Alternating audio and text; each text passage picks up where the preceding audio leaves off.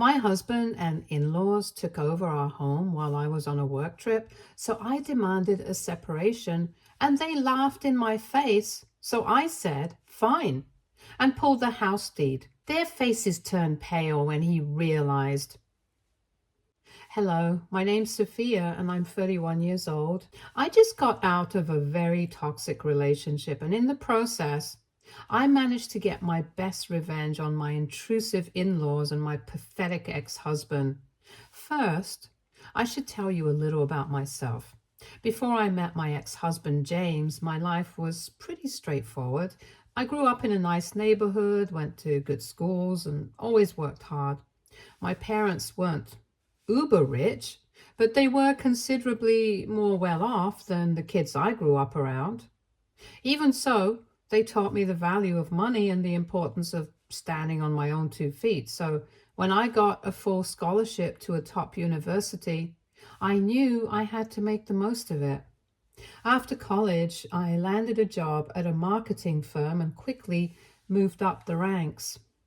I was good at what I did and enjoyed it. My job allowed me to travel, meet interesting people, and live comfortably. I bought my own house before I turned 30, something I was really proud of. My life felt full and busy, but there was always that thought in the back of my mind that maybe something was missing. I met James at a networking event for young professionals. It was one of those after work mixers when everyone is trying to make connections. I remember noticing him right away. He had this easy confidence about him, the kind that draws you in. We started talking, and it was like we clicked instantly. He was charming, ambitious, and seemed to understand the world I lived in. He made me laugh, and I found myself wanting to spend more time with him. Our relationship started fast and strong. We began dating not long after that event, and for the next 3 years, we were inseparable. James made me feel special, like I was the most important person in his life. We traveled together, shared our dreams, and talked about the future. After 3 years of dating, James proposed during a weekend getaway. It was romantic and heartfelt, and I said yes without hesitation. We got married in a small ceremony surrounded by family and close friends. I thought I had found my partner for life, someone who would stand by me no matter what. But looking back, I realized I missed some warning signs. There were things I brushed off, like how he would sometimes get defensive when money came up, or how he seemed overly eager to please his parents. But at the time, I was just happy to be building a life with someone I loved. Money was always a bit of a tricky subject between James and me. I worked in marketing and I was good at it. My job paid well and I was proud of what I earned. James, on the other hand, worked in sales. He was good at his job too, but sales can be unpredictable. Some months were great for him, others not so much. Despite the difference in our incomes, I never saw James as anything less. I loved him for who he was, not for what he brought home. But as we settled into married life, the difference in our earnings started to show up in small ways. We split our expenses, but I often covered the bigger things like vacations, home improvements, without making a big deal out of it. I didn't mind at first. To me, it was just part of being in a partnership. But over time, it started to wear on me, especially when James began to assume that I would just handle things no matter what. There was the time he bought a new car without telling me, thinking he'd surprise me. It was flashy and way out of our budget. I ended up covering most of the down payment and the monthly payments after he admitted he couldn't keep up. Then there was the expensive vacation he booked on a whim. He was so excited about it, saying we deserved a break. But when the credit card bill came, it was clear he hadn't thought it through. I had to dip into my savings to pay it off just so we wouldn't be stuck with interest charges. The last straw was when he invested a big chunk of our money into a friend's business. without talking to me first. He was convinced it was a sure thing, but the business flopped within months. I was furious, not just because of the money, but because he didn't even think to discuss it with me first. One night after going over our finances, I couldn't hold it in any longer. James, we need to talk about this. I can't keep covering for all your reckless purchases. It's getting out of hand. Oh, come on, Sophia. I thought you understood. I'm just trying to make our lives better. Better? You're spending money we don't have on things we don't need. I'm the one stuck with the bills and trying to fix your messes. I thought it would be okay. It's not like we're broke or anything. We can manage. Manage? That's not the point. You never consult me before making these decisions. You're treating our finances like a game, and it's not fair. I'm just doing what I think is right. I don't see why you're making such a big deal out of it. Because it's a big deal. I work hard for my money, and you're squandering it without a second thought. It's not just about the money, it's about respect. Oh, so now it's about respect. You know, you make 3 times what I do. Maybe you should be more understanding. So now you're using our income difference against me? That's not the issue here. The issue is your reckless behavior and how it's affecting us. I didn't ask you to support me financially. I thought you'd be more supportive of the things I want to do. Supportive? It's not about supporting your whims. It's about being responsible with our money. I'm tired of cleaning up after your mistakes. I'm doing what I think is best. You're just being too controlling about it. Controlling? I'm trying to prevent us from going into debt because of your choices. But you're not even listening to my concerns. You're just brushing them off. Maybe if you weren't so focused on my spending, you'd see that I'm trying to make things better. You're the one making everything difficult. Making things difficult? You're the one who can't keep track of our finances or make sensible decisions. I'm fed up with this. Fine. If you think everything I do is wrong, maybe we need to rethink this whole relationship. Rethink the partnership? I'm just asking for some responsibility and respect. Of course, because you're always super responsible. You know what? Maybe you should just deal with your own money and leave me out of it. That's not what I want. I want us to work together and handle things responsibly. Whatever. I don't want to talk about this anymore. Good night.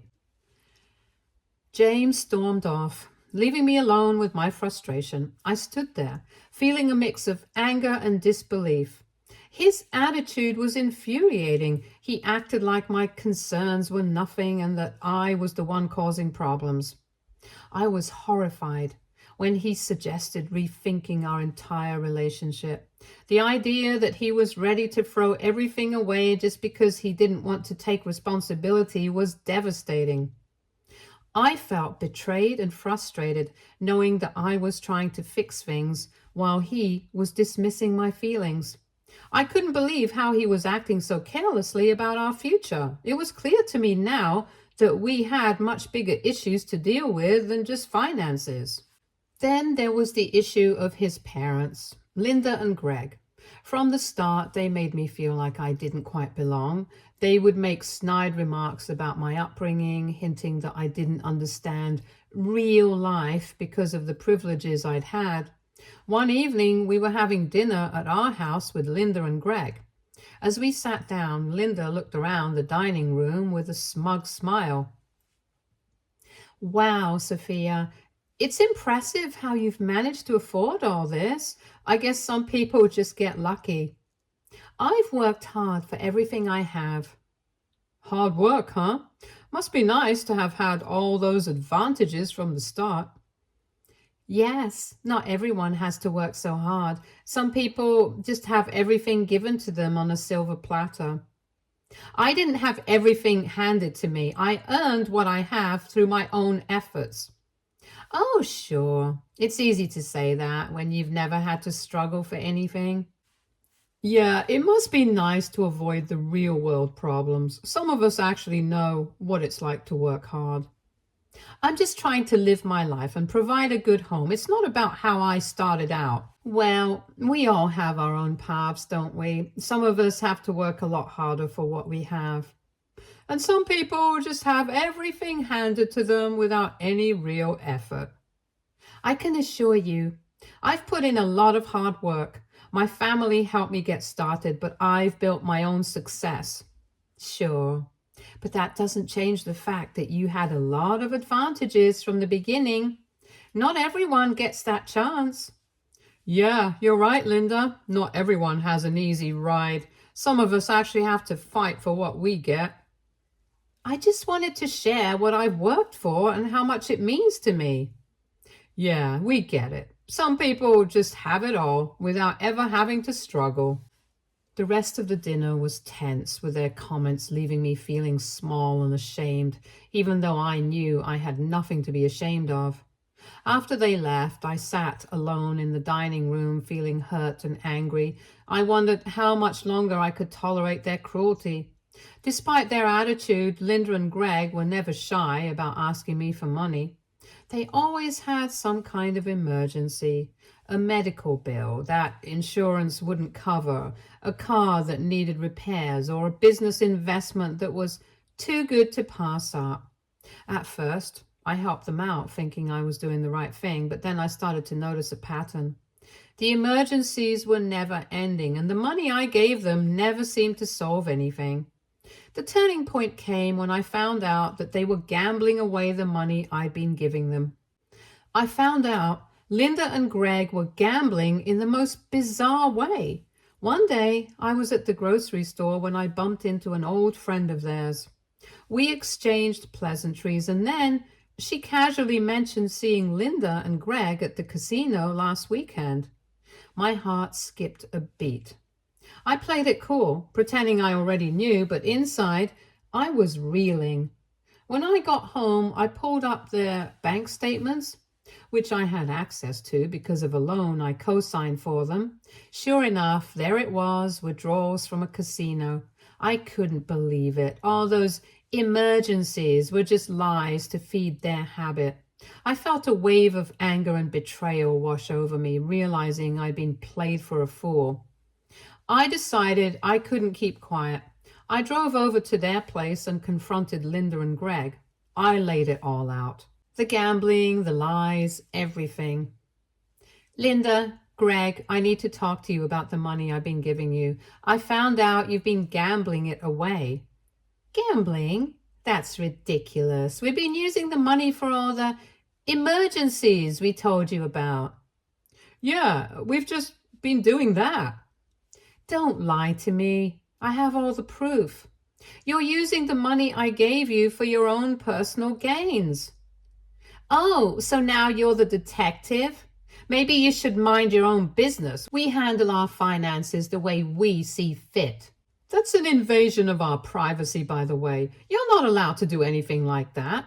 Besides, we haven't done anything like that. You can't just accuse us of things and simply say that you have proof. Where is this proof of yours, huh?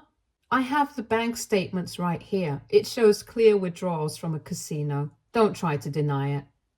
All right, fine. So what if we did? It's not like it's any of your business. It is my business when I'm the one giving you the money. I trusted you to use it properly for all the things you needed the money for, not to waste it on gambling. Oh, come on. You really thought we had those many emergencies? You're so naive. I can't believe you're laughing about this. I'm done helping you. You're not going to get a single cent more from me. What? That's so selfish of you. How dare you say that? We're family and you're just going to ignore us when we really need help? So far, you've clearly never had a real emergency. And if you do have one now, you've ruined things for yourself. I lent you all that money because you were my family. I didn't care about the way you embarrassed or insulted me, but this I can't tolerate. You think you're so much better than us, don't you? This is unbelievable. I'm not going to argue with you. I've made my decision. I won't be helping you out anymore. Goodbye. You can't just walk away from this. You're making a huge mistake. You'll regret this. I don't think I'll regret not falling for your lies and losing my money. Goodbye. Linda and Greg made me feel like I was the bad guy, like I was the one who had done something wrong. But I knew I had to stand my ground. I couldn't keep enabling them, not when it was clear they were never going to change. After that day, the relationship between us became even more strained. They stopped asking me for money, but the tension in the air whenever we were together was thick enough to cut with a knife.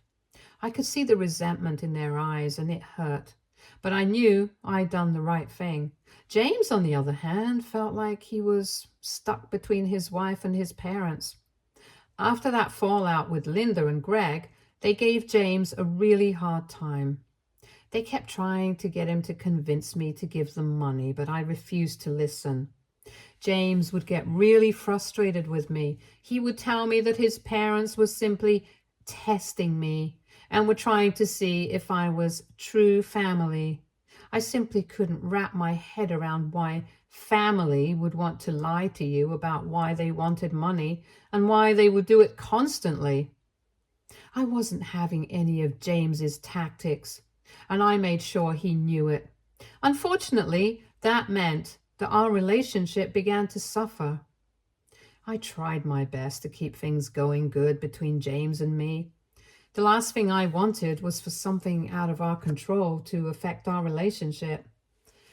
Although I did wish that James had a little more of a spine to stand up to his parents instead of just giving in to their every whim, even if their whims were downright maniacal. One day, James came home one evening looking more stressed than I'd ever seen him. Sophia, my parents are in big trouble. They've lost a lot of money in some bad investments, and they're about to lose their house. They need help right away. Oh, no, that sounds really serious. What exactly are they asking for? They need a lot of money to save their home. I know it's a huge amount, but they don't have any other options right now. I'm asking you to help them. James, I understand this is a tough situation for them. I really do. But I've already helped them a lot, and I can't keep bailing them out every time they get into trouble. But this is different. They could lose everything. How can you just stand by and let that happen? I'm not standing by. I'm choosing not to support them this time.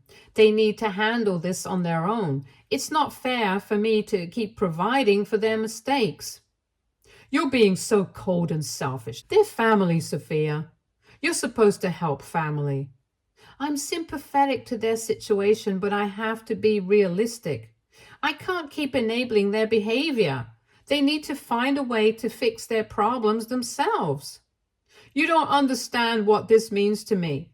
You're making it seem like I'm asking for too much. I understand it's hard, but I have to be firm about this. I'm going to go into the office for a while so you can have some time to cool down. I stood my ground, knowing I had to draw a line somewhere. I couldn't tell if James's parents were lying to him or being serious. They had fooled me one too many times, and the last thing I wanted to do was fund their gambling addictions. James was too blinded by his devotion to his parents to see reality for what it was, and so he took his frustrations out on me. Soon after, I had to leave for a business trip. It was a 2-week project, and I was leading a major campaign for one of our biggest clients. The trip was intense, with long hours and high stakes, but I threw myself into the work, trying not to think about the mess waiting for me at home. During the entire trip, James never called or texted me. I tried reaching out to him several times, but my calls went unanswered and my texts were left on read. I felt a growing sense of unease, not just about what was happening with his parents, but about our marriage as a whole. I could feel the distance between us growing wider, and it scared me. I hoped things would be different when I got back, but deep down I knew something had shifted. I just didn't realize how much until I walked through the door of our home. When I walked into the house after my trip, I couldn't believe my eyes. It was like a tornado had hit. The living room was a mess. Empty food containers were scattered around and clothes were strewn all over the place. The furniture was rearranged, making the room look chaotic. The kitchen was no better, with dirty dishes piled high and a sink full of old moldy leftovers. James was lounging on the couch with Linda and Greg, their feet propped up on the coffee table. They looked up as I walked in, but there was no sense of guilt or shame on their faces. Instead, Linda had this smug look, and Greg barely even acknowledged me. James looked tired, but not like he was sorry. I took a deep breath, trying to keep my composure. What is going on here? Why is everyone in my house? Oh, hey, Sophia. We just decided to move in while you were away. We needed a place to stay, and we thought you wouldn't mind. Yes, dear. It's been quite cozy here, but now that you're back, maybe you could start tidying up a bit. This isn't a joke. I want all of you out of my home immediately. This is not a place for you to just crash. Wow, that's a bit of an overreaction, don't you think? We don't have anywhere else to go right now. Yes, it's not like you're doing any of the cleaning yourself. We're quite comfortable. Comfortable or not. This is my house, not a place for you to impose yourselves. I'm done with the excuses. You need to leave. Come on, Sophia. It's not that big of a deal. Just let it go. They're in a tough spot, and I thought I'd help out. Helping out is one thing, but taking over my home is another. I'm asking you to leave now. I'm not putting up with this disrespect. Oh, you're really making a scene over nothing. We're just trying to manage while things settle down. And what exactly are you going to do about it? You've already refused to help us financially, so we're just making ourselves at home. I've had enough of this. I want you all to pack up and get out. I'm not dealing with any more of your lies or excuses. Well, they're not going anywhere. They're in a difficult situation. When I asked you to help, you said no. So I took things into my own hands. That's it. I'm going to leave you. You're unbelievably selfish and you have absolutely no regard for me. I want you all out of my house. Leaving James? Good luck with that. We'll see how this plays out. Yeah, we're not going anywhere just because you think you can taunt us. Linda and Greg laughed really hard as they saw how angry I was. When I saw that Linda and Greg were laughing in my face and refusing to leave, I felt a rush of anger. I stormed off to my office, needing a moment to calm down. I had a plan that I hoped would finally make them understand. I walked back into the living room with the house deed clutched in my hand. James, Linda, and Greg were still lounging around, looking too comfortable. I held the deed out to James without saying a word. His eyes widened as he read it, his face turning pale. The reality of the situation hit him hard. I need to explain something to all of you. This house is in my name only. It was purchased with my money before James and I got married. He has never contributed to any of the payments. So legally, he doesn't own it. Neither do you, Linda and Greg. Wait, what?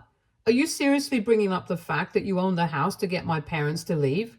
Do you realize how messed up that is? They're my parents, Sophia. You can't just force them out of our house. Do you think I like forcing my hand here? But your parents forced their way into my home, and they've left it an utter mess. The audacity all of you have to think that you can do whatever you like in my house is insane. What do you mean James has no ownership? I bought this house well before I even met James. He's never contributed towards this house because he was too busy spending his money on things he definitely could not afford. This house can never be his. And don't worry, I have all the receipts I need to prove that James has no right over this house. This is outrageous. You can't just throw us out. Are you seriously going to kick us out? We don't have anywhere else to go. This is ridiculous. I'm not being unreasonable. This is my home and you've overstepped. I want you all out by tomorrow. You've made a mess and I expect it to be cleaned up before you leave. This is unbelievable. How can you be so heartless? We've been through a lot and now you're making us homeless. You can't do this. We're not going anywhere just because you say so. This is our home too. I'm not discussing this any further. You've had your chance. And it's clear you're not respecting my home. Sophia, please, let's talk about this. We can find a way to make it work. Don't do this. I've made my decision. Clean up the house and leave by the end of the day tomorrow. If you don't leave by tomorrow, I'll have to call the authorities. James tried to protest, but I was unyielding. I wanted them out, and I made it clear that there would be no more chances. Realizing they were out of options, Linda and Greg begrudgingly agreed. They spent the rest of the night packing up and cleaning up the house. The tension was thick, but I felt a sense of relief. I had taken back control and made it clear that their behavior wouldn't be tolerated. The next day, when I checked, the house was spotless and Linda and Greg were gone. I felt a mix of triumph and sadness. I had stood up for myself, but the cost had been high. I hoped that this was the beginning of rebuilding a life where I was truly respected.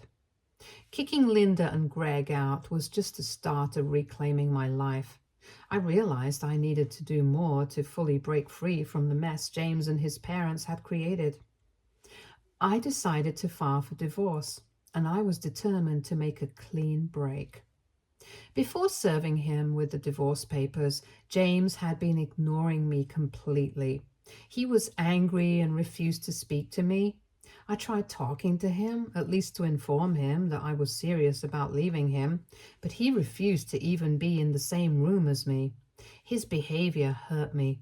It was not like I did something wrong, especially considering his parents' track record, but regardless, I continued with the divorce. When I finally handed him the divorce papers, his reaction was immediate and intense. He crumpled into a sobbing mess, begging me not to leave him. James, I've made a decision. Here are the divorce papers. I'm ending our marriage. What? No, you can't be serious. Why are you doing this? We can talk about it. We can fix things. What's there to fix? You've been ignoring me for so long. I tried to talk to you, but you refused to even breathe the same air as me. Do you think that's something normal couples do? No, I admit I was too angry and I guess I was being petty. I should have talked to you then, but we can talk about it now. I promise I'll listen to everything you say. That means nothing to me. These last few weeks have shown me how little you care for me. You've constantly dismissed every problem I've had. Not to mention, you knew your parents stole from me, yet you still enabled them and brought them into my house, knowing that I had gone on an incredibly exhausting business trip. There's nothing to salvage in our relationship. We're done. Please, Sophia, don't do this. I'm begging you. We can work through it. Just give us a chance. I thought about this a lot. This is the right choice for me. We can't fix what's broken. You're making a huge mistake if you leave. I'll make sure you regret it.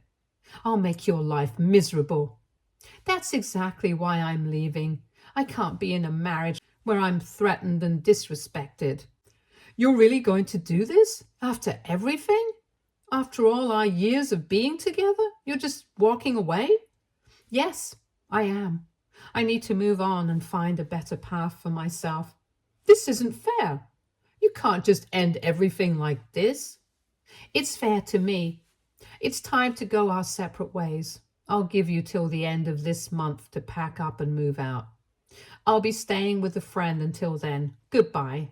The divorce proceedings were tough. James tried everything to make it difficult for me. He argued over every detail, from the division of property to financial matters. It felt like he was trying to drag the process out just to make me suffer.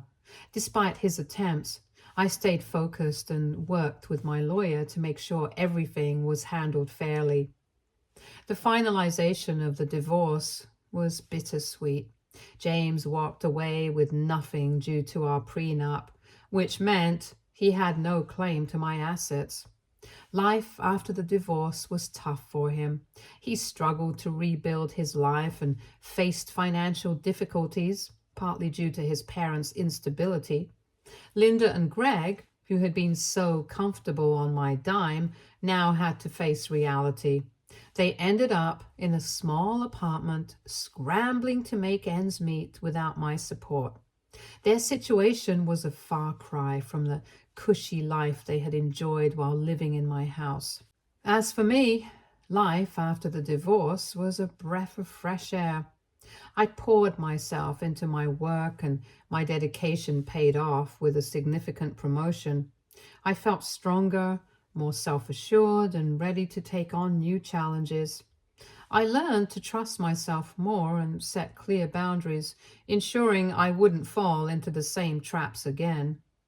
The end of the divorce marked the beginning of a new chapter for me. I found happiness in my accomplishments and the freedom to live life on my own terms.